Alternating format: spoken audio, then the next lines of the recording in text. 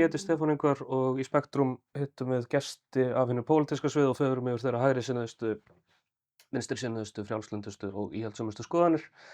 Með mér í dag er Hildur Björnsdóttir, oddviti Sjálfstæðisflokksins í Reykjavík.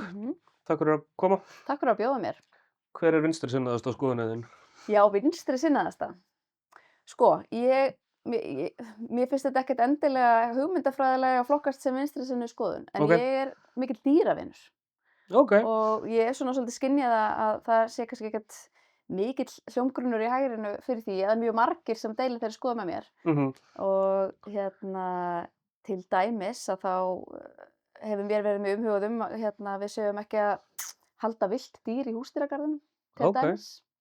Og mér finnst mjög undarleg nálgun á málið að vera til dæmis með villta seli í einhverju Já. svamlandi í einhverju selalaug, og nú hafa verið teknar ákvarðanir að eyða, að minnsta kosti 200 milljónum í einhverja nýja selalaug til að þessir aumingjan selir séu áfram Já. fangelsaðir í Laugardalnum, eins og ég vil orða það. Þannig að ég finn að það er kannski ekkert eitthvað margir flokksfélaga minna sem að hafa þessar sömu áhyggjur, en svo snýst þetta auðvitað líka um forgangsröðun á fjármunum. Af hverju erum við að eyða 200 milljónum í selalaug þegar að Já. önnur brýnni verkefni bíða? Hvernig mun þessi nýja selalög vera? Af því að núverandi selalögs sökkar Hún er lítil og ég held að þeim líði ekki vel. Nei, Og ég er mikill selavinur. ég er líka selavinur, en ég held að mér finnst að vera miskilin góðmennska við selinn að byggja fyrir hann 200 milljóna stækkaða selalaug í Já. stað þess að taka bara ákvörðun heyrðu, þessi selir sem eru með í garðinum, þeir bara fá að ljúka sinni ævi í garðinum og svo hættum við þessu selahaldi. Já. Og það var nú þannig bara fyrir nokkrum árum að það fættust reglulega selkópar og þeim var bara slátrað. Já. Þannig að já, við erum bara að hætta þessu. Og En við borðum ekki sel á Íslandi. Ég held sér fáir sem gera það. Já. Ég veit ekki hvort það sé einhverjir sérvitringar sem gera það. Hvað heldur það? En já, en þarna, það er einhver súrmatur það ekki sem voru sela Jú, en ég held spiki. að sko bara dýrin í garðinum hafi jafnvel verið fóðruð með þessum selkópum. Þannig Ó. já, þetta var svona frekar Já, það er brútal. frekar brútal. En Já. ég hef nú sagt í gríni, getum við ekki Ásdís Kristjánsdóttir komið upp einhver svona selakví í Kópavoginum og gefa henni þessa kópa. Já, einmitt, þú vilt bara útvista þessu til útvista þessu til Ásdísar bara, hún græjar En sko, manstu þegar það var selur sem strauk Ég man það og ég skildi hann svo vel. og síðan var hann drepinn, eða ekki? Jú, mér minnir hann hafi verið slátrað og mér finnst það, þú veist, þetta er það var mikið baráttu þrek í þessum sel. Já, mér finnst hann kannski vera eina dýrið í húsdýragarðinum sem hefur sýnt raunverulegan lífsvilja. Sammála, en hann vildi ekki vera í garðinum. Hann vildi ekki vera í garðinum, hann vildi... Það var bara, ég var bara, heitu segja tóltisjóð, þessi selir vil ekki vera Og sko, ef að hann næri að sleppa úr húsdýragarðinum og var einhvern veginn lappandi Reykjavík, þá held ég hann ráði alveg við að vera í sjónum. Ég er sammála.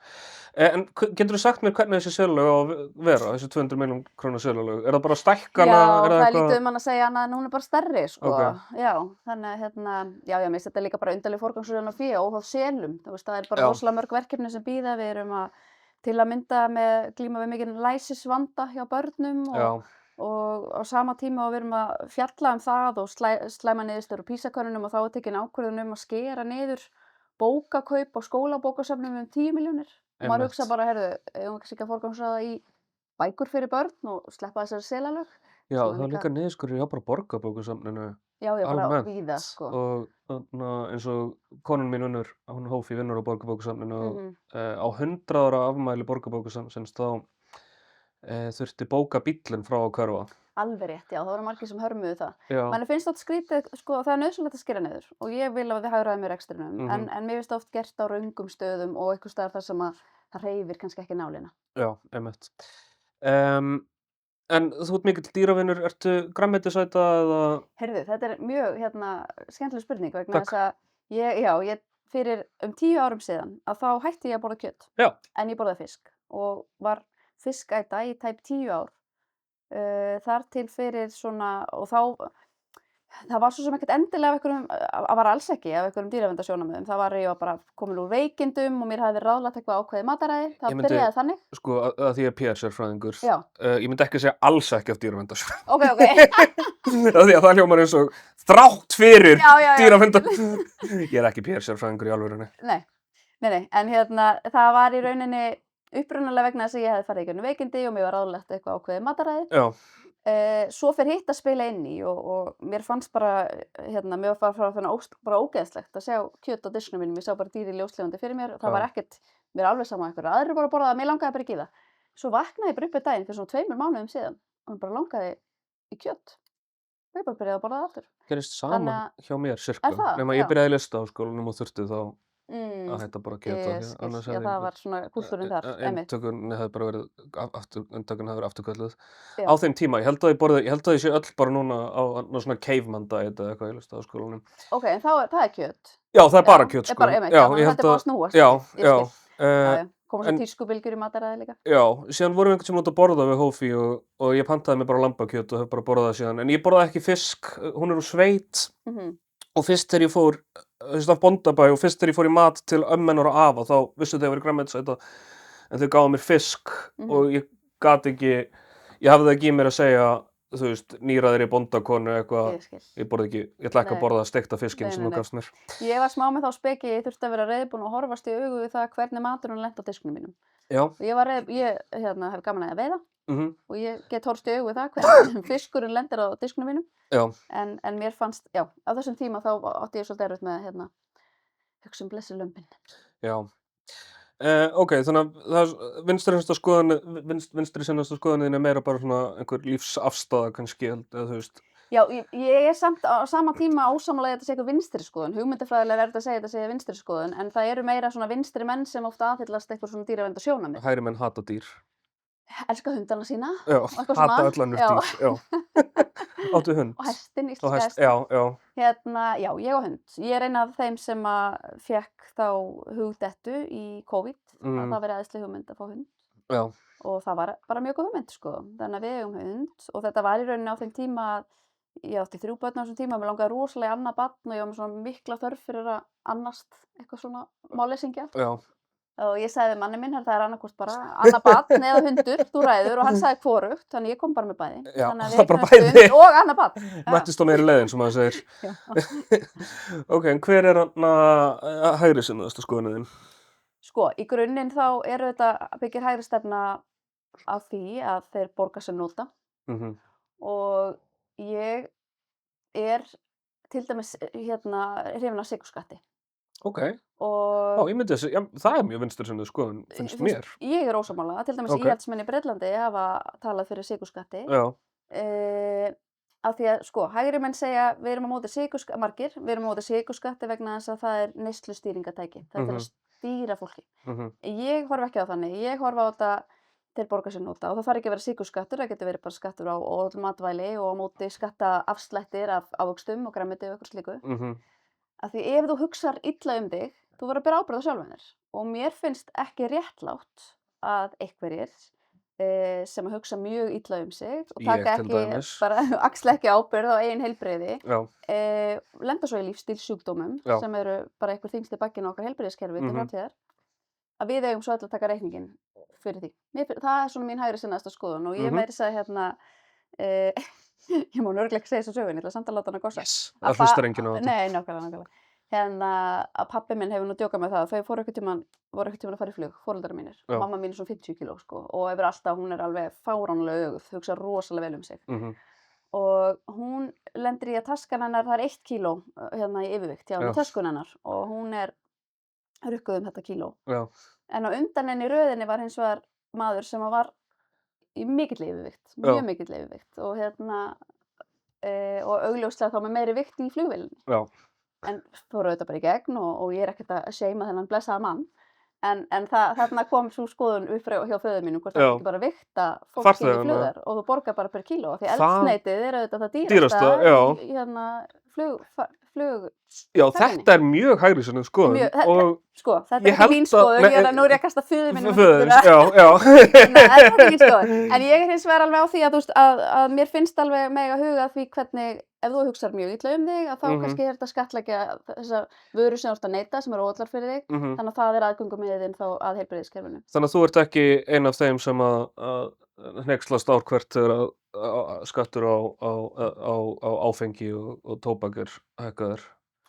Sko ég myndi, þú veist, það er svo mikill fókus á það, en mér finnst þetta kemur úr svona, kannski einhverjum finnst hærri átt hjá mér, ég er algjör Fyllibytta ég drekk ekki, aldrei reykt og aldrei drukkið, en mitt fíkniefni er sykur, þú veist, ég bara elska sætindi, en mér finnst alltaf í lagi að maður sé eitthvað, þú veist, en á móti þá hugsa ég vel um mig líka, að öðru leyti, En já, þetta svona mín hægri sinnaðasta skoðun að mér finnst að fólk, þú veist, frelsi fylgir ábyrgð og þú verður að taka ábyrgð á sjálfu þér. Þú hefur frelsi, já, til að bara borða og neyta þeirra afurða sem þú kýst, en þú verður þá líka að taka ábyrgð á því og ef að þú lendir í einhverju heilsutjóni í kjölfarið þá getur annarkvort geti spekinn verið þá bara borgar þú allan þann reikning sjálfur eða að þú sért bara búinn að borga það með sköttunum þínum þannig að við getum gripið þig. En það má alveg segja að sé grunninn óréttlátt að einhverjir bara velji að hugsa mjög illa sig eins og við hinn að taka reikninginn þegar þeir lenda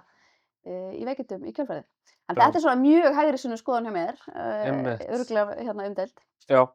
Og ég sem betur fer ekki með heilbrigðismál þannig að ég þarf að hafa áhyggjur af því ég sé bara að innleiða þetta, ég bara í borgarmálum. Já, sko sem manneskja sem hugsar mjög illa sig þá ég alveg sammála og sérstaklega því ég myndi ekki vilja fá reikninginn bara í. En einhver sykurskattur núna? Nei, það umræða það núna. Já, hann var settur á í kjölfar hrunsins. Já, ég man ekki alveg söguna en ég veit að núna umræða þetta. Heilbrigðisráðherra hefur verið að vera hugmyndir þetta og hægri menn hafa oft verið mjög á móti þessu heima en á sama tíma hafa hægri menn gjarnan úti í heimi verið með sömu nálgun og ég sem þetta, þú bara þeir borga sem nota og ef þú ætlar að, þér er frjálst að borða það sem þú vilt og neyta þess sem þú vilt en ef þú það hefur slæmar afleiðingar fyrir þig og þú ert líklegri til þess að lenda á heilbrigðiskerfinu þá ert allavega búin að borga aðgöngu með hann að einhverju leyti með sköttunum þínum. Heyrðu, hann Aron hann situr alltaf þarna oft með eitthvað svona komment langar svolítið að gá hann ég bað hann að senda mér nokkur voice memo og athuga hvað honum finnst. En ég frétti að það væri rangt. Hann frétti að hvað væri rangt? Ég veit það, örugglega með sykurskattinn. Ok. Erum við á pásu núna? Nei. Nei, ok, ég skil ekkert hvað gerast hérna. Ok, hann frétti að það væri rangt með sykurskattinn. Að myndi. Hann ekki settur á hérna heima? Já. Það bara, ok. Ertu viss það? Ertu viss? Nei, ég ekki viss hvað þessi ríkisstjórn mun gera í málefnum sykurskatta. En hvað, sko, af því að nú vilt þú vera borgarstjóri. Já. Og hvað vilt þú gera sem borgarstjóri til þess að, nei, ég ætla ekki að spyrja það þessu. Frekar ætla ég að spyrja þig. Leggst, óheilbrigði fólks og að við erum svolítið óheilbrigð þjóð, eða ekki? Við erum allavega meðal feitustu þjóða. Já. Það staðreynd. Já. Hvernig leggst hún á borgarkerfið? Af því ég tel mig vita að hún gera það einhverju leyti óheilbrigði okkar. Ég held að við séum allt of mikið í viðbragði, að við erum með heilbrigðiskerfi okkar allt of mikið byggt á því að taka við fólki þegar það er orðið veikt, en við erum of lítið í að fyrirbyggja og stuðla bara að heilbrigðu líferni og koma í veg fyrir að fólk þurfi að lenda á heilbrigðiskerfinu okkar. Og auðvitað eru sumir sem lenda bara í veikindum sem erfitt að koma í veg fyrir. Ég sjálf fór í gegnum krabbamein og ég veit ekki hvað ég hefði getað gert til að koma í veg fyrir það, en ég held að ein ástæða þess að ég náði svo góðum bata er að ég hafði hugsað mjög vel um mig, þannig ég var í grunninn hraust. En það sem að ég held að við höfum að gera miklu meira að vera að huga að til dæmis heilbrigðu mataræði og við erum náttúrulega að útvega mjög stórum hópi borgarbúa mat. Við erum með börn í grunnskólum sem fá fríar skólamáltíðir, við erum með börn í leikskólum líka sem að fá máltíðir, við erum með eldri borgara og alls kyns aðila sem eru í mataþjónustu á vegum borgarinnar. Ég kem oft í ráðhúsið því að vinir mínir vinna þar nálægt. Svo vinnumötuneytið í ráðhúsinu líka. En ekki síst þessir skjólstæðingar eða einstaklingar sem fá frá okkur mat og sumir hvergi annar staðar. Við höfum að huga því að það sé góður og heilbrigður matur. Og til að mynda, það eru mörg börn sem fá hvergi heitan eða bara hollan mat nema í skólanum. Því miður, þó eru bara mörg börn sem að búa við þannig aðstæður. Þannig að við höfum að setja metnað í að leggja grunninn að heilbrigðinu. Og við getum gert það inn í skólunum með því að gefa börnunum hollan mat og bara svona kenna þeim líka hvað það allt saman þýðir. Og líka stuðla miklu meiri hreyfingu. Ég held að það megi tvinna meiri hreyfingu inn í skólastarfið og brjóta það meira upp og það er ofta eitthvað sem hentar strákum eða mjög aktífum krökkum að brjóta aðeins upp daginn og fara bara út og ærslast aðeins eða hlaupa í hring í kringum skólann eða eitthvað. Og svo erum við viljum líka leggja mikla áherslu á það að öll börn geti eftir íþróttir eða verið í tómstundum. Og það eru auðvitað frístundastyrkur núna í borginni en því miður þá vitum við það og af því hafa verið fluttar fréttir líka að allt of mörg börn geta ekki eftir íþróttir eða tómstundir af því styrkurinn dugir bara Mm. upp í kannski helminga æfingagjalda og svo eftir að koma hérna búningurinn og mótsgjöld og alls konar, Já, sko. einmitt. Þannig að við þurfum líka bara að stuðla að því að svona hreyfing verði hluti af daglegri rútínu barna. Ég frétti það líka að börn af erlendu bergi brotin, þau hljóta að vera brotin, já. Börn sem eru af erlendu bergi brotin nýta frístundastyrkinn í miklu minna Já, mæli já. heldur en Því miður þá sjáum við það og við sjáum í hverfum þar sem er hátt hlutfall barna af erlendum uppruna að þar er verri nýting á frístundastyrknum og við myndum vilja ráðast í alveg sérstakt átak í þessum efnum og það hefur ýmislegt verið reynt. Ég get alveg gefið borgaryfirvöldum það. Þau hafa farið í ýmis átök til að reyna að bæta nýtinguna. Stundum erum við auðvitað með fólk hér á landi frá einhverjum heimshlutum þar sem að fólk þekkir ekki eins vel bara handbolta eða þessar íþróttir sem Já, við já. erum að leggja mikla áherslu á. Já, En sko því að inngilding, ef við notum það orð, skiptir svo miklu máli. Það skiptir miklu máli þegar við erum að fá fólk hingað til lands, á hvaða svo sem ástæðum það flytur hingað, að það nái aðlagast vel samfélaginu, læra tungumálið okkar, þekkja kúltúrinn og allt þetta. Og íþrótta- og tómstundastarf getur verið mjög mikill liður í Já. því að ná börnunum inn í þetta starf. Þannig að það þarf að leggja sérstaka áherslu á það. Ég vil sjá hvað Aron segir. Stefán, ekki plata. Er bannað að plata. Ég frétti þetta í alvörunni að þau voru að nýta þetta í minna mæli.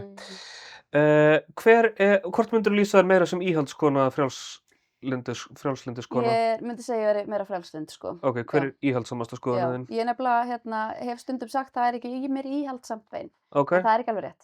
Og vinkonur mínar hafa gert grín að mér, ég sé mjög íhaldsum þegar kemur að, í svona alveg kristilegt íhald þegar kemur að hjónabandinu. ok, Og bara svona fjölskyldan er hornsteinninn og maður er í hjónabandi þá bara, þú veist, stendur maður með því. já, Ég er samt ekki á móti því að fólk skilji ef að það eru brestir eða eitthvað kemur upp á, bara góður. Alls ekki. það væri rosalega afhjúpun. Það verður rosalegt, já. ef- Ég er ekki ein af þeim, nei. Nei, En ég er að spá hvort þú gætir sagt það í þessa myndavél að þú sért ein af þeim og ég geti notað það sem klippu af því að það myndi keyra upp. Nei, takk. Ah, Já, þannig að, ég er svona, já, bara, fjölskyldan er svona bara svolítið, hvað ég segja, bara hluta mínum gildum, bara og það skiptir mestu máli í lífinu já, og fólki finnst þetta eitthvað íhaldssöm með það, minnst það bara voða basic, sko, en svo er ég, sko, pólitískt að þá er ég mjög íhaldssöm, ég er mjög íhaldssöm í fjármálum og svo er ég mjög íhaldssöm í skólamálum ok, og mér finnst svona, kannski á síðustu 10 árum og þá hefur verið allt, og ég var alveg, sko, hreyfst aðeins með þessari bylgju, að þú veist, það var verið að prófa eitthvað rosa mikla nýsköpun í skólastarfi og prófa nýjar leiðir og alls konar. Og svo erum við bara að sjá að við stöndum ekki nægilega vel. Og ég held við þurfum bara að fara töluvert tilbaka og nota bara gömlu góðu aðferðirnar við að kenna lestur og stærðfræði og þessi grunnfög. Þannig að ég er mjög íhaldssöm þar, ég Já. er bara gamla góða, ég veit að það hefur ekki verið alveg inn í fyrndinni alltaf tölustafa einhvernarkerfi en mér finnst það betra. já, Og það er miklu skýrara, það er skýrara fyrir nemandann og foreldrana og kennarana að fylgjast með. Þannig að ég er svona, já, ég er íhald í skólamálum, ég get sagt það. ok. Og þessar nýju leiðir þá, þú veist, já, það er náttúrulega einhvernakerfið núna eru litir eða ekki? Jú, þetta eru tákn og litir og orð og svo verður þetta bókstafir á einhvern tímapunkti, svo er Já, þetta breytist í bókstafi. Já, og svo fekk ég nú sent frá foreldrum það sem er eitthvað tilraunastarfsemi í einhverjum nýsköpunarskóla og það eru einhvernirnar allt öðruvísi, þá eru þau kannski ok-t eða ok eða eitthvað svona, mjög skrýtnar einhvern. Þannig að maður þarf bara eitthvað meira próf til að skilja Já, hvar barnið stendur. já, já, ok, sko aðalnámskrá er sett af ríkinu, eða ekki?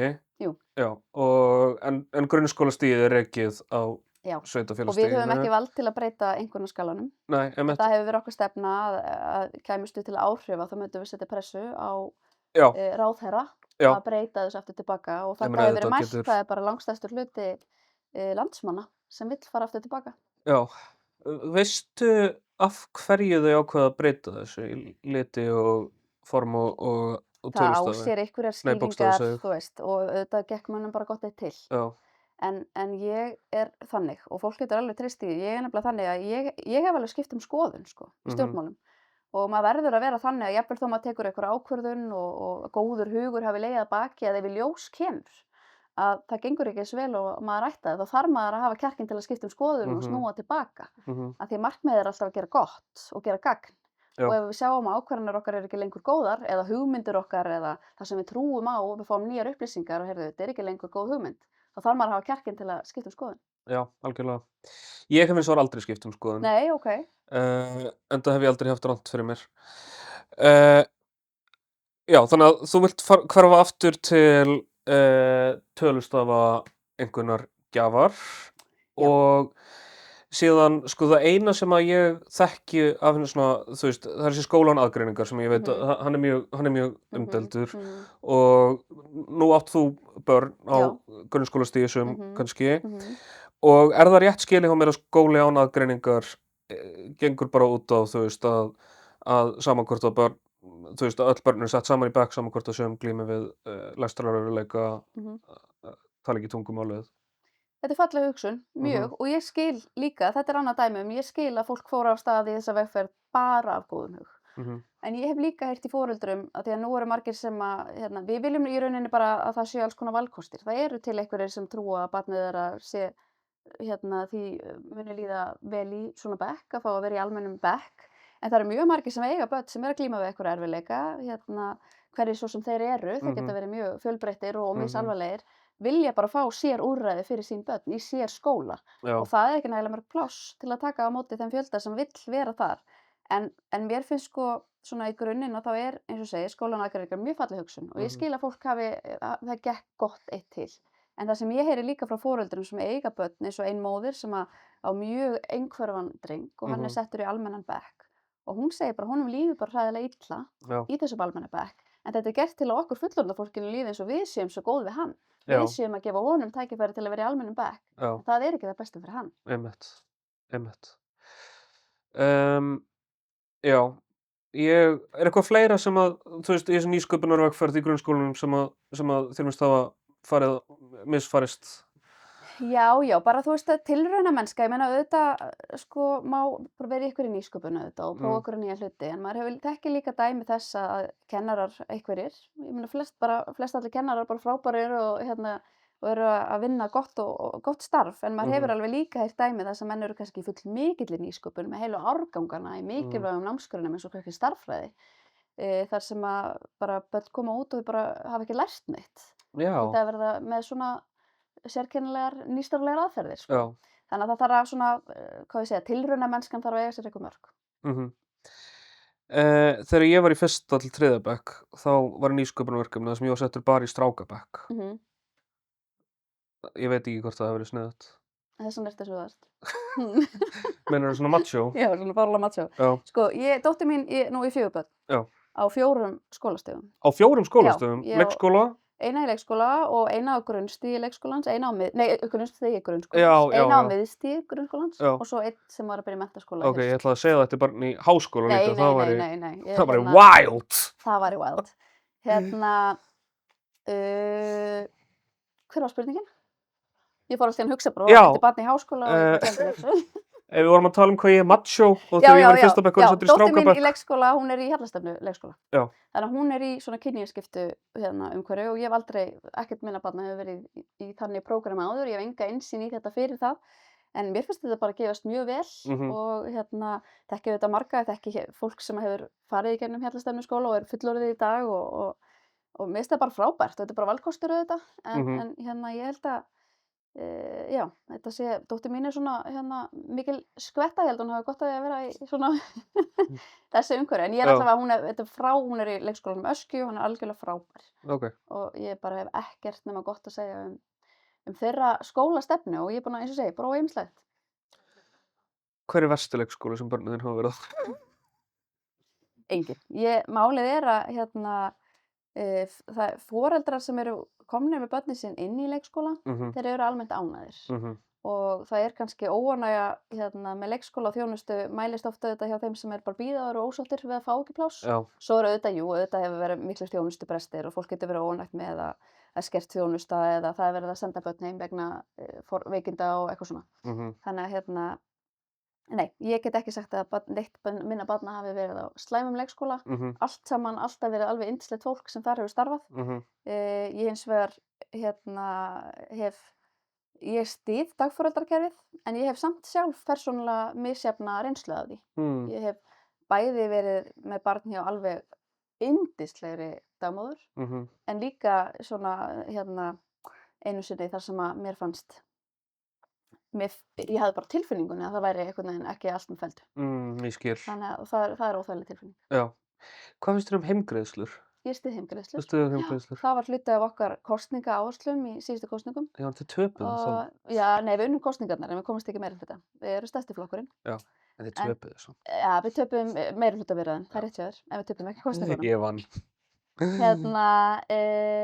Við styðjum heimgreiðslur og það er annað dæmi fyrir nokkrum árum síðan, þá var ég ein af þeim sem var á móti heimgreiðslum, bara sem einhver persóna út í bæ, ég hugsaði að þetta væri eitthvað kvennagildra og eitthvað svona, ég bara algjörlega búin að skipta skoðun og ég sé það núna í mínu umhverfi að ég myndi ekki nýta mér heimgreiðslur, sem sagt, ég myndi alltaf velja að fara aftur út að vinna, en ég þekki bara nokkrar sem að myndu elska að fá að vera heima nokkra mánuði viðbót og ekki þá vera á biðlistum eftir leikskólaplássi. Þannig að við viljum bara bjóða fjölbreyttar lausnir og við vitum að fjölskyldur eru mjög ólíkar og hafa ólíkar þarfir og vilja ólíka hluti. Það eru við lítum svo á það sé gott fyrir börn að fara að endingu í leikskóla en það væri hægt að bjóða heimgreiðslur kannski fyrstu 12 mánuðina eftir fæðingarorlof og fólk myndi velja þann kost að lengja aðeins þennan tíma heima. En við viljum auðvitað líka efla leikskólakerfi borgarinnar, styðja við sjálfstætt starfandi leikskóla, við viljum styðja við vinnustaðaleikskóla og daggæslu og vinnustöðum og annað. Þannig að við erum bara mjög opin fyrir fjölbreyttum leiðum. Sko, ein spurning heimgreiðslur. Ef að heimgreiðslukerfið er sett á, þá er það ekki svona, það sem samsvarar þeim þá er það samsvarandi þeim kostnaði fyrir borgina og að hafa barn á leikskóla. Nei, það hefur ekki verið þannig, sko, einhverjir nágrannasveitarfélagana eru með heimgreiðslur. Þær eru eitthvað svona í kringum 100.000 kallinn.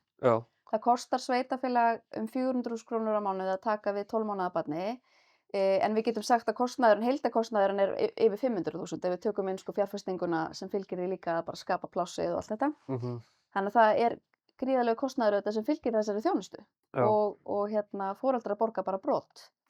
Þannig að þú þarft að vera verulega tekjuhár til að í rauninni bara útsvarið þitt standi undir sko, að því að margir þeirra sem eru á móti heimgreiðslum segja þá missum við útsvarstekjurnar. Við viljum fá fólk inn á vinnumarkað til þess að það borgi útsvar. Þannig að við viljum að það setja börnin sín í leikskóla og fara aftur að vinna. En þú þarft að vera bara með borgarstjóralaun til þess að útsvarið dugi fyrir niðurgreiðslunni á leikskólaplássunum. Það er bara staðan. Þannig að fæst ungt fólk sem er á barneignaaldri greiðir svo mikið útsvar að það standi undir leikskólaplássunum. Þannig að þetta getur bara verið lausn sem að hentar fjölskyldum vel en líka bara fínasta reikningsdæmi fyrir sveitarfélagið. En ef að fólk er á heimgreiðslum þá er það þá ég er að spá sko með skilurðu hvað ég er að hugsa með fólk er þá á atvinnuleysisbótum með þessi 100.000 kall eins og hjá þeirrum sveitarfélögum, hversu langt dugir hann? Já. Ég átti mig á bara svona bókhaldinu. Akkurat. Sko, við höfum gjarnan talað að við myndum vilja hafa heimgreiðslurnar aðeins hærri, kannski meiri kringum 200.000 krónur. Það var verið okkar hugmyndir í gegnum árin. Þá við séum ekki með eitthvað fastmótaða tölu í hvað umbúðir við myndum setja þetta nákvæmlega núna. Það eru 10 mínútur eftir þessu viðtali og þú getur á þeim tíma kannski fastmótað þá. Já, einmitt. Það væri hugmynd. Nei, í einhverjum landana í kringum okkur, þar sem fæðingarorlof er lengra og fólk vísa gjarnan til þess að velja fæðingarorlof í líkingu við það sem við sjáum í kringum okkur, að þá eru greiðslurnar töluvert lægri síðustu mánuðina. Meira í líkingu við eitthvað í þessum dúr. Þannig að auðvitað er það miklu frekar eitthvað ef fólk hefði þá kröfu að vera svona lengi heima, þá ætti pressan auðvitað meira að vera á ríkinu að lengja fæðingarorlof. Það er ekkert endilega mín áhersla að það gerast. En þetta er bara valkostur sem við getum boðið fólki og veruleikinn er svolítið þannig í nútímanum að flest heimili þurfa 2 fyrirvinnur, flest, ekki öll, og ég þekki ekki margar kannski, en nokkrar konur sem að þurfa á ekkert heitar en að vera heimavinnandi. En þú þarft að eiga tekjuháan maka til þess að geta gert það. Þekkir einhverja kalla sem vilja vera heimavinnandi? Nei, mér finnst samt eins og ég hafi einhvern tímann hitt einn á stangli, en það, ég meina, ég er alls ekki að segja þessi algilt að það væru konur sem myndu þykja heimgreiðslurnar, en ég ætla að leyfa mér að geta mér það til að það yrði meiri hluti. Já, ég held að það sé.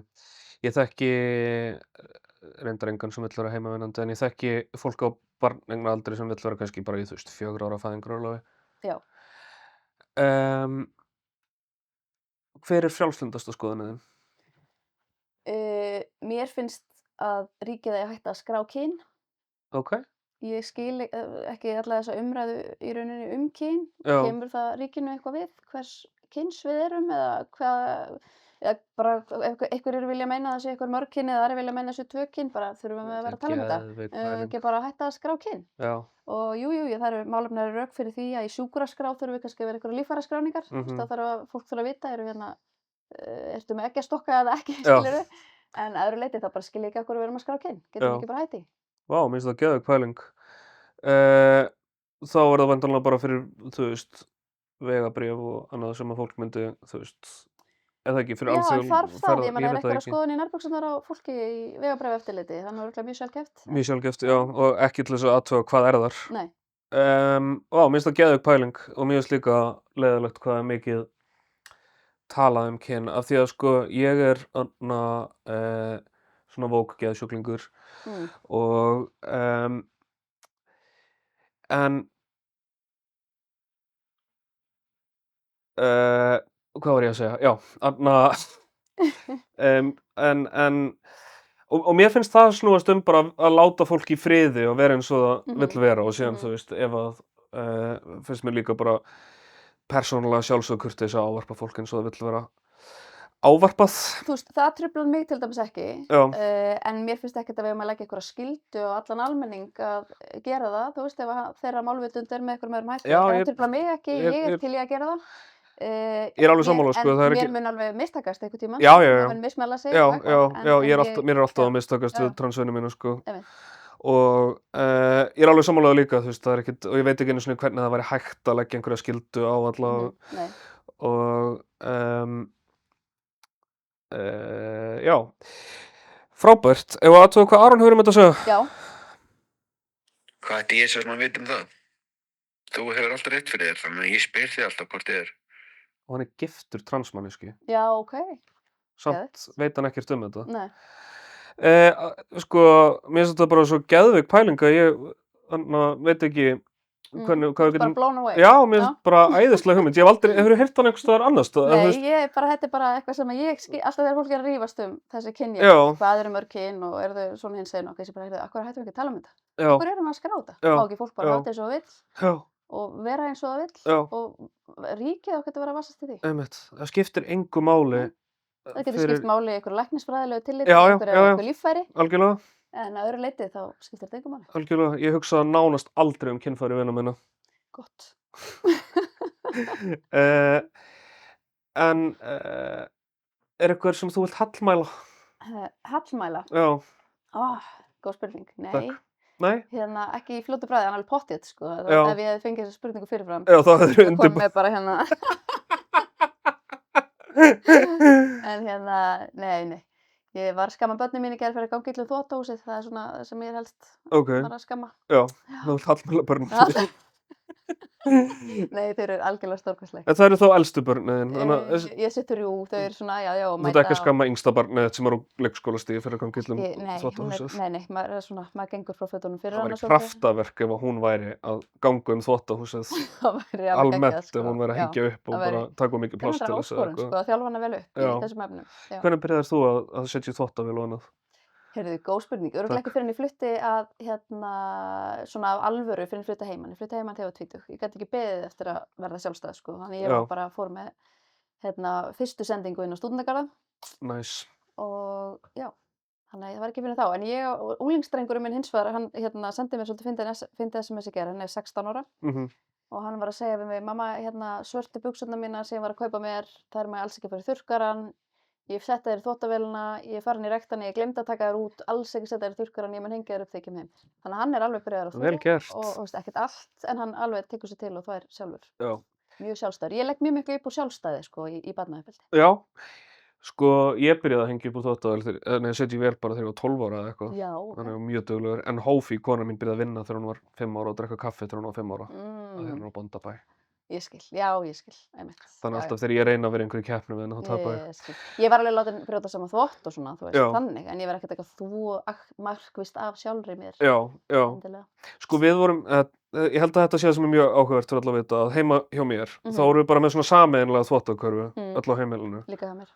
Þannig að við fórum með henni á bað og settum þar í, og við áttum bara að taka þátt í það svo mjög Já. ung. Og ég held að það spilir stóran þátt í því að ég er bara almennt í hreinum fötum. Já. Alls ekki alltaf, En almennt. almennt. Ok. Og það er svolítið flott hjá mér. Ég er sammála, þetta er bara, ég ætla ekki að hallmæla þér í dag, það er ljóst. Hildur, takk hérlega fyrir að koma. Takk fyrir mig. Gaman að hitta þig. Sömuleiðis.